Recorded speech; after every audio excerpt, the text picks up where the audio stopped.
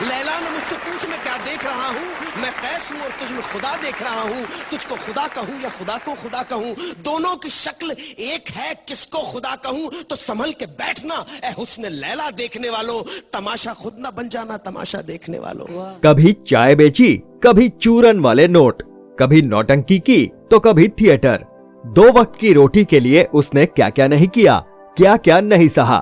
फिल्मों में आया तो छोटे मोटे रोल ही मिलते, जिनसे मिले मेहनत आने से मुंबई जैसे शहर में बसर करना माउंट एवरेस्ट पर चढ़ने के जैसा है।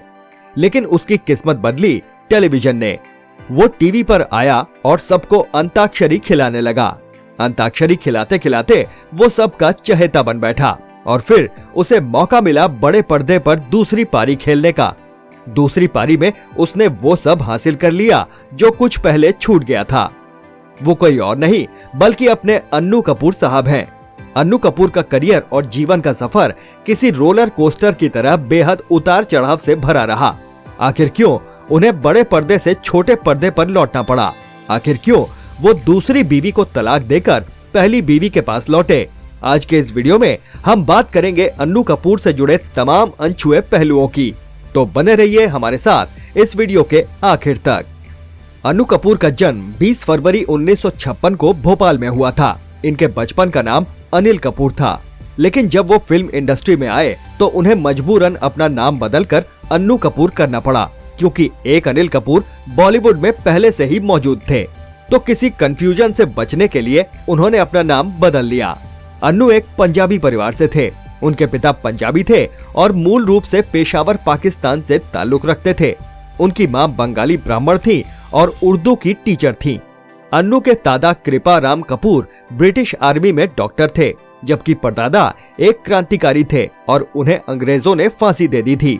साल 1947 में अन्नू के पिताजी को उनके एक दोस्त ने एक फोक थिएटर खोलने के लिए 25,000 दिए थे, लेकिन उस जमाने में लोग इसे अच्छा नहीं माना करते थे। यही हुआ भी।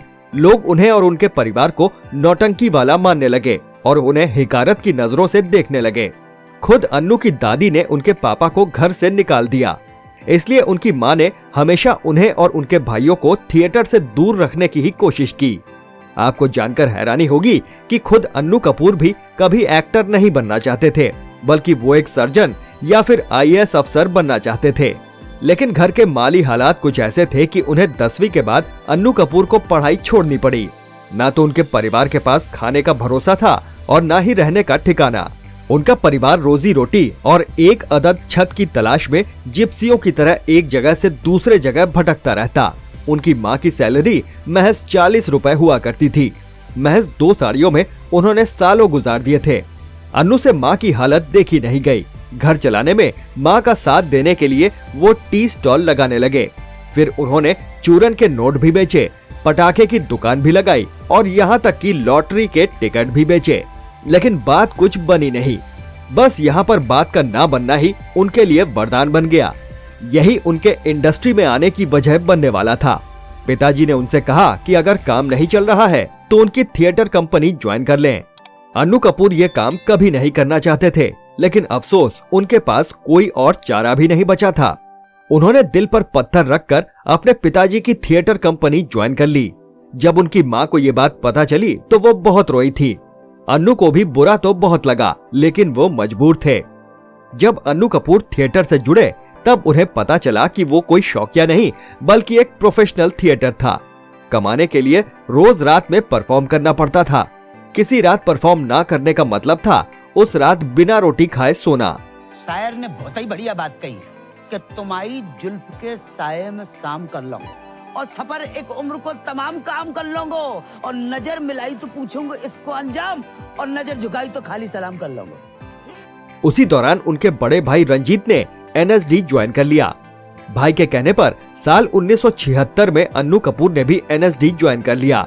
वहाँ एक प्ले एक रुका हुआ फैसला में उन्होंने 70 साल के बुढ़े का रोल किया। मजे की बात यह है कि तब उनकी उम्र महज 23 साल थी। ये प्ले मुंबई में भी इप्टा के लिए किया गया। किस्मत से यहाँ श्याम बेनेगल भी मौजूद थे। उन्हें अन्नू की एक्टिंग बहुत पसंद आई। प्ले के बाद अन्नू तो दिल्ली लौट आए, लेकिन उनके पीछे पीछे एक चिट्ठी भी पहुंची। ये चिट्ठी किसी और की नहीं बल्कि खुद बेनेगल साहब की थी। उन्होंने लिखा कि वो नई फिल्म मंडी बना रहे हैं और उन्हें कास्ट करना चाहते हैं। अन्नू को लगा जैसे वो सपना देख रहे हैं, लेकिन कहते हैं कि किस्मत अपने रास्ते खुद बनाती है। उनके भाई तब तक मुंबई में ही रहने लगे थे। उन्होंने भी बम्बई की ट्रेन पकड़ ली। 29 जून 1982 को वो बोरीवली स्टेशन पर खड़े थे। वो बम्बई पहुंचे थे अपने एक्टिंग करियर को उड़ान देने के लिए और फिल्म इंडस्ट्री को एक नायाब एक्टर देने के लिए। साल 1983 में उनकी पहली फिल्म मंडी रिलीज हुई। हालांकि इससे पहले वो साल 1979 में आई फिल्म काला पत्थर में भी नजर आए थे, लेकिन तब उन्हें कोई क्रेडिट नहीं दिया गया था। इसके बाद उन्हें फिल्मों में रोल्स मिलने शुरू हो गए। बेताब, अर्जुन, चमेली की शादी, मिस्टर इंडिया, तेजाब जैसी तमाम फिल्मों में उन्होंने छोटे छोटे रोल्स निभाए, लेकिन गहरी छाप छोड़ी। हालांकि वो अभी भी स्ट्रगल ही कर रहे थे, लेकिन कामयाबी भी भला कब तक बचती। साल 1994 में प्रसारित अंताक्षरी ने उन्हें उस मुकाम तक पहुंचा दिया जिसकी उन्हें तलाश थी। ये शो इतना पॉपुलर हुआ कि लगातार 11 साल तक चला।